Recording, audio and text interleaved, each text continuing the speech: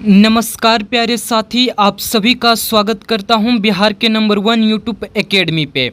जी हां दोस्तों, आप सब कैसे हैं? आशा करता हूं कि आप सब बेहतरीन तरीके से मन लगा करके पढ़ाई कर रहे होंगे। जी हां दोस्तों, आज हम क्लास 10th संसाधन का कंप्लीट ऑब्जेक्टिव क्वेश्चन को लेकर के आए हैं, जिसमें से मैं आपको इतना ऑब्जेक्टिव क्वेश्चन करा दूंगा कि बिहार बोर्ड में इतना से ज़्यादा कभी भी नहीं पूछा होगा। जी हाँ दोस्तों, और मैं वही प्रश्न को करा रहा हूँ जो करीब 2008 से लेकर के 2025 तक में पूछे जा चुके हैं। मैं एक एक ऑब्जेक्टिव क्वेश्चन को छाट छाट करके लाया हूँ। जी हाँ दोस्तों, चलिए देर ना करते हुए हम लोग सीधे अपने क्वेश्चन पे चलते हैं। जी दोस्तों, सबसे पहला हमारा क्वेश्चन जो होता है, यहाँ पे आप स्वयं प्रश्नों का उत्तर दीजिएगा। जी हाँ दोस्तों, चूँकि आपने इन सभी सब्जेक्ट की पढ़ाई कर रखी है, तो इसीलिए यदि आप नहीं पढ़ें तो आपको फिर से मैं बता दूंगा। क्योंकि जब मैं आपको अति लघु उत्तरीय प्रश्न, दीर्घ उत्तरीय प्रश्न लाऊंगा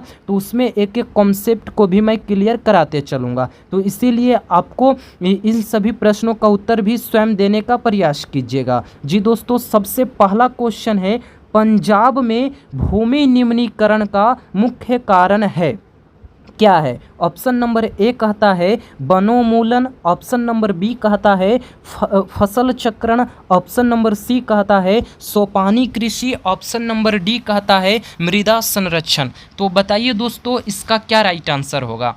तो मैं बता देता हूँ, इसका राइट आंसर ऑप्शन नंबर ए हो जाएगा, वनोन्मूलन। जी हाँ दोस्तों, नेक्स्ट प्रश्न है हमारा, सोपानी कृषि किस राज्य में प्रचलित है? क्या कहता है? सोपानी कृषि जो है वह किस राज्य में प्रचलित है? यानी ऑप्शन नंबर ए कहता है बिहार के मैदानी क्षेत्र में, ऑप्शन नंबर बी कहता है पंजाब में, ऑप्शन नंबर सी कहता है गुजरात में, ऑप्शन नंबर डी कहता है कर्नाटक में। तो इसका राइट आंसर हो जाएगा क्या चीज़? ऑप्शन नंबर ए, बिहार के मैदानी क्षेत्र में। जी हाँ दोस्तों, नेक्स्ट प्रश्न है हमारा तीसरा नंबर, कहता है मरुस्थलीय मृदा का विस्तार निम्न में से कहाँ है?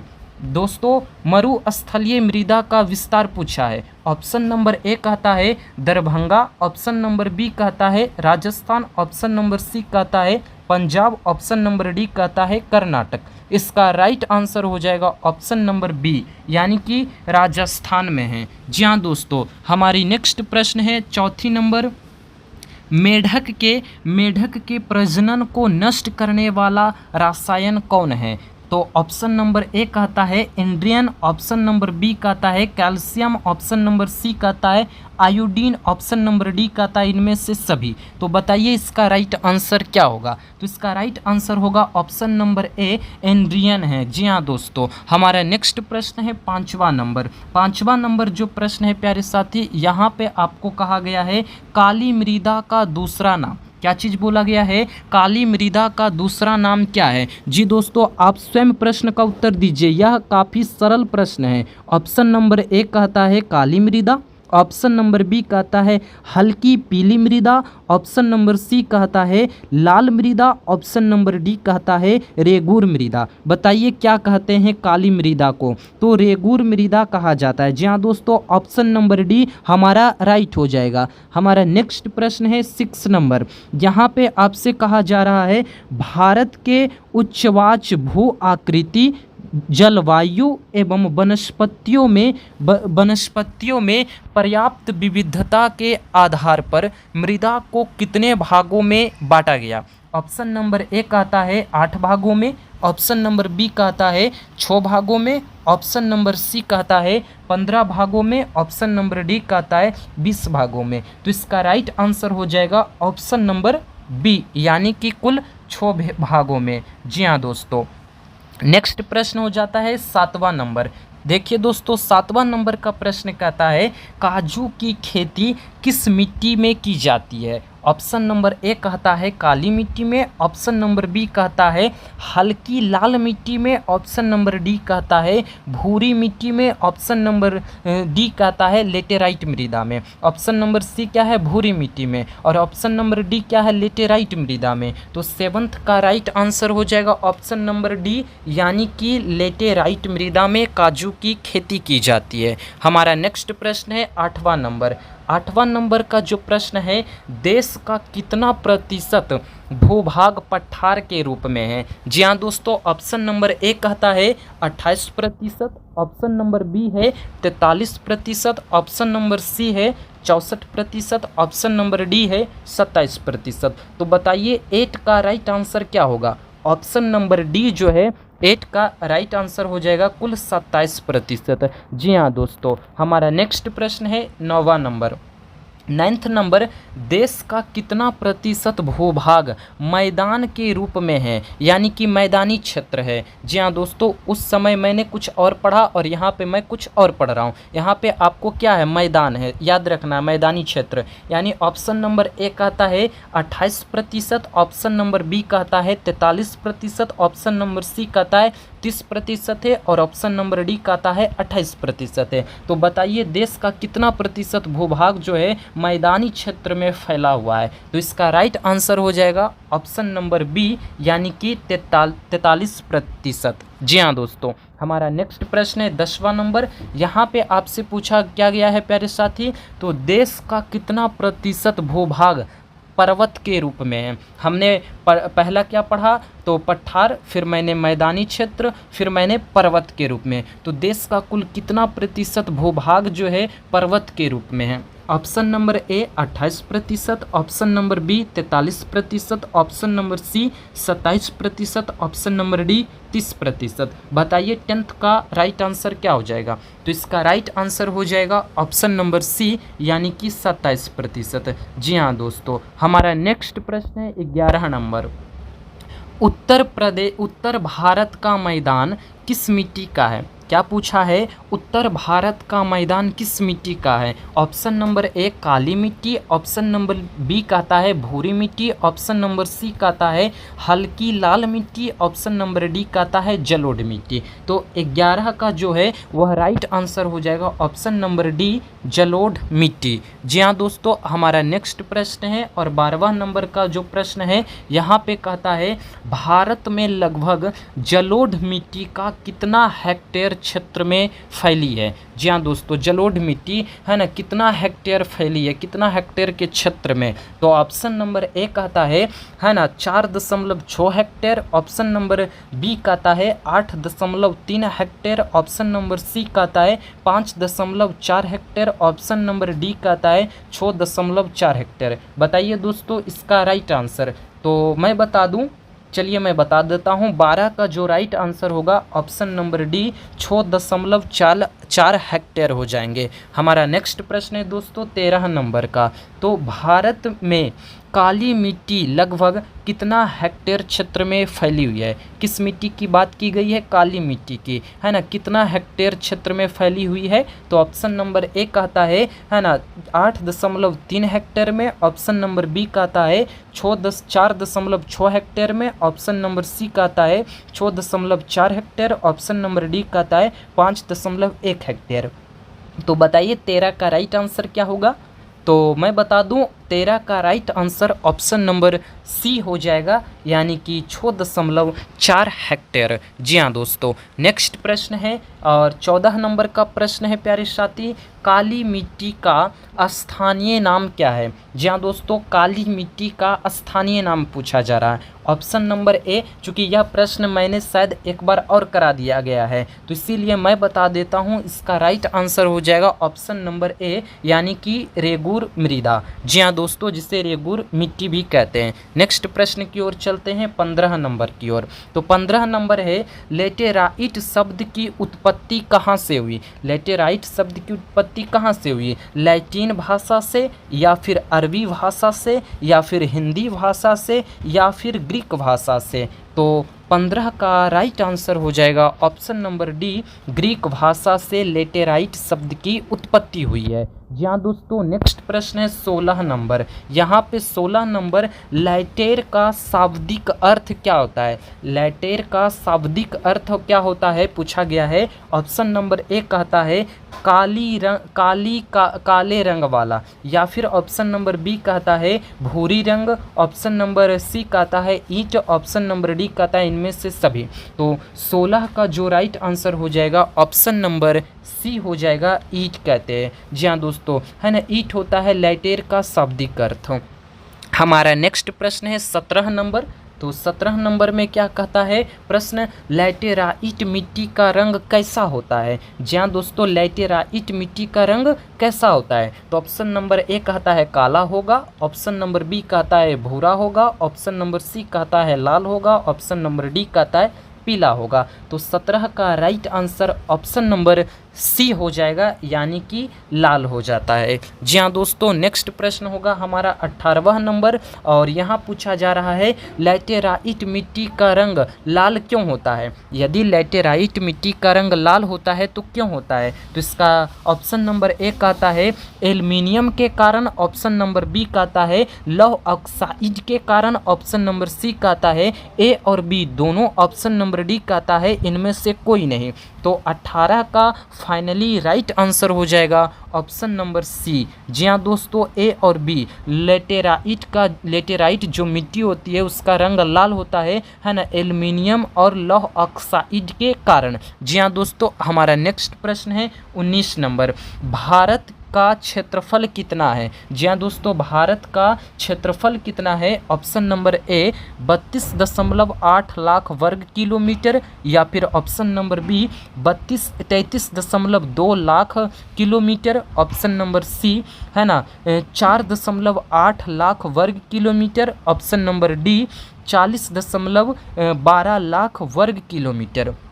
तो 19 का राइट आंसर हो जाएगा ऑप्शन नंबर ए 32.8 लाख वर्ग किलोमीटर है भारत का क्षेत्रफल। जी हाँ दोस्तों, अगला प्रश्न है हमारा 20 नंबर। 20 नंबर का जो प्रश्न है दोस्तों, 32.8 लाख वर्ग किलोमीटर में कितना प्रतिशत भूमि का उपयोग हो रहा है। जी हाँ दोस्तों, 32.8 लाख वर्ग किलोमीटर जो क्षेत्र है उसमें से कितना प्रतिशत जो है वह भूमि का उपयोग हो रहा है। Option number A 90% option number B बोलता है 93%, ऑप्शन नंबर सी कहता है 85%, ऑप्शन नंबर डी कहता है 100%। तो 20 का राइट आंसर हो जाएगा ऑप्शन नंबर बी 93% उपयोग हो रहा है। जी हाँ दोस्तों, नेक्स्ट प्रश्न है हमारा 21 नंबर में। हम लोग धीरे धीरे आगे बढ़ रहे हैं दोस्तों।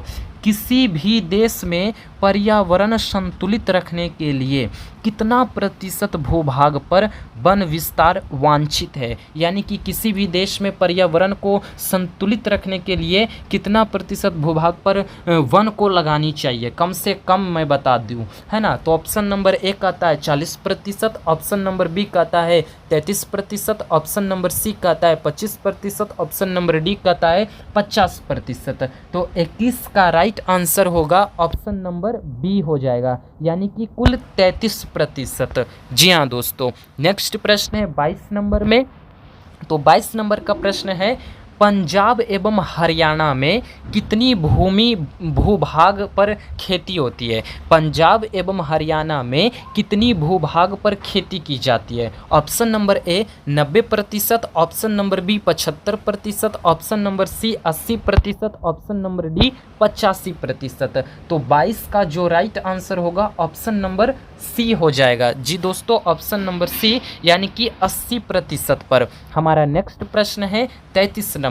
तो 33 नंबर का प्रश्न है अंडमान और निकोबार, क्या बोला गया है, अंडमान और निकोबार में कितना प्रतिशत भूमि पर खेती होती है। Option number A 8%, option number B 10%, option number C 20%, option number D 18%।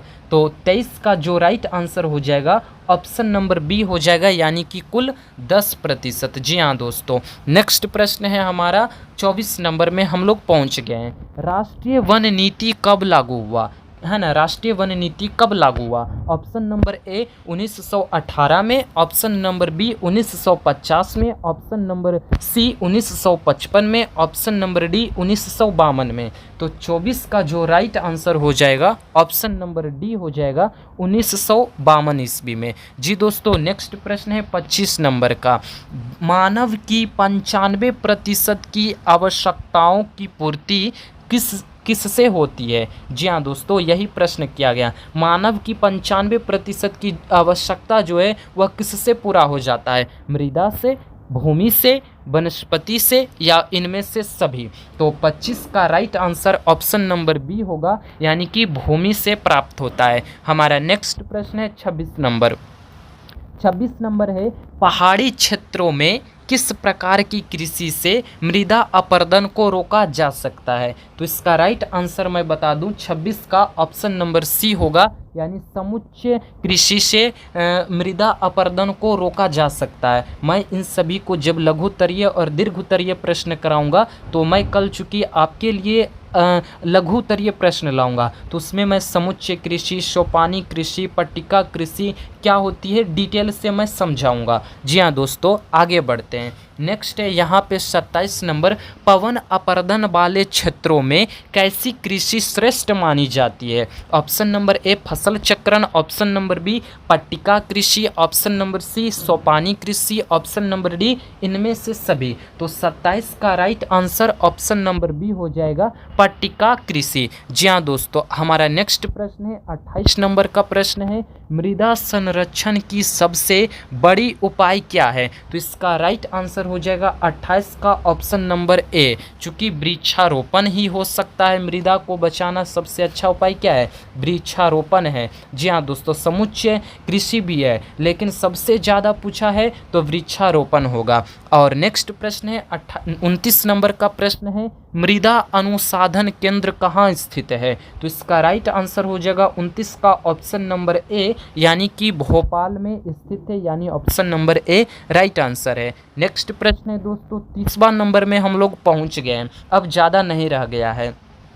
Option number यानी क्वेश्चन नंबर 3 कहता है, प्राकृतिक संसाधन के संरक्षण के लिए, है ना, 1900 कब 68 ईस्वी में कौन सा कन्वेंशन हुआ था? जी दोस्तों, कौन सा कन्वेंशन हुआ था? तो ऑप्शन नंबर ए होगा अफ्रीकी कन्वेंशन, ऑप्शन नंबर बी कहता है अमेरिकी कन्वेंशन, ऑप्शन नंबर सी कहता है राष्ट्रीय कन्वेंशन, ऑप्शन नंबर डी कहता है इनमें से कोई नहीं। तो 30 का राइट आंसर होगा ऑप्शन नंबर ए, अफ्रीकी कन्वेंशन हुआ था। जी हाँ दोस्तों, यह सब प्रश्न काफ़ी इंपॉर्टेंट प्रश्न है, चूँकि मैं कहा शुरू में ही 2008 से चुन कर लाया हूँ। 2008 से लेकर के 2025 तक में जितने भी ऑब्जेक्टिव क्वेश्चन मैं देखा सब यही दोबारा पूछे गए हैं और मैं इसी प्रश्न को करा रहा हूँ। जी हाँ दोस्तों, नेक्स्ट प्रश्न है हमारा 31 नंबर। 31 नंबर कहता है, सोपानी कृषि किस राज्य में प्रचलित है? ऑप्शन नंबर ए कहता है झारखंड, ऑप्शन नंबर बी कहता है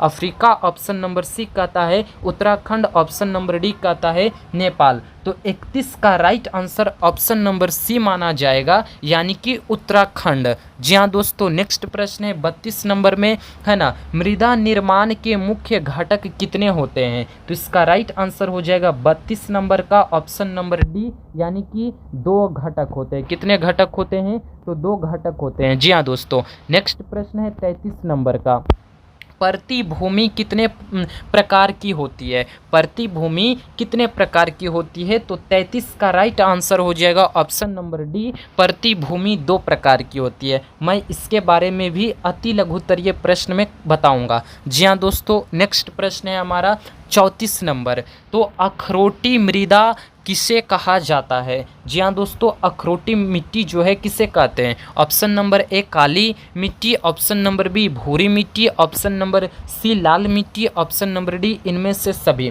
तो 34 का राइट आंसर होगा ऑप्शन नंबर बी, यानी कि भूरी मिट्टी। जी हाँ दोस्तों, नेक्स्ट प्रश्न है हमारा 35 नंबर में, भारतीय कृषि का राष्ट्रीय उत्पाद में योगदान कितना है? तो 35 का राइट आंसर हो जाएगा ऑप्शन नंबर यानी कि 22% है, यानी ऑप्शन नंबर सी हमारा राइट आंसर है। हमारा नेक्स्ट क्वेश्चन है प्यारे साथी 36 नंबर, कहाँ जैविक मिट्टी नहीं पाई जाती है? यहाँ पे आपसे पूछा गया है कहाँ पे जैविक मिट्टी नहीं पाई जाती है। Option number A Jharkhand, option number B Uttarakhand, option number C कहता है अफ्रीका, ऑप्शन नंबर डी कहता है भोपाल। तो 36 का राइट आंसर ऑप्शन नंबर ए हो जाएगा, यानी कि झारखंड में। जी हाँ दोस्तों, नेक्स्ट प्रश्न है हमारा 37 नंबर, वैसी कृषि जिसे पर्वतीय क्षेत्रों में, है ना, किया जाता है उसे क्या कहते हैं? जिसे पर्वतीय क्षेत्रों में किया जाता है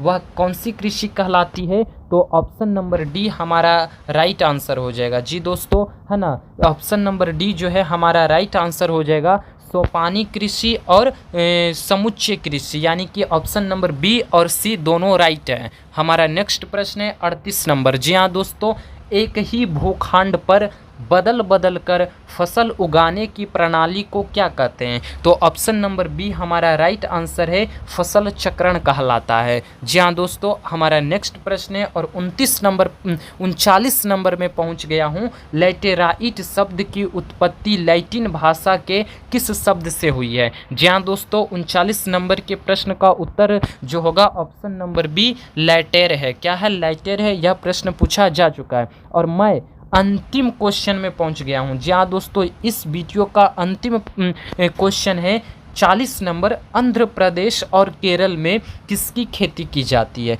जी हाँ दोस्तों, आंध्र प्रदेश और केरल में किसकी खेती की जाती है? तो इसका राइट आंसर होगा ऑप्शन नंबर ए, काजू की खेती की जाती है। किसकी? तो काजू की खेती की जाती है। आई होप कि आपको सारी चीज़ें अच्छे से समझ में आ गई है, और यदि आ गई है प्यारे साथी, वीडियो अच्छी भी लगी तो आप ज़रूर वीडियो को लाइक कर दीजिएगा। यदि आप चैनल पे नए हैं तो चैनल को अवश्य सब्सक्राइब कर लीजिए, ताकि हर एक पैनल PDF आपको फ्री में भेज दिया जाएगा। जी हाँ दोस्तों, आशा करता हूँ कि यह वीडियो आपको काफ़ी अच्छा लगी। जी दोस्तों, आपने हमारे साथ वीडियो के अंत तक जुड़ा रहा, इसके लिए मैं दिल की गहराइयों से आपको धन्यवाद देता हूँ। थैंक यू दोस्तों।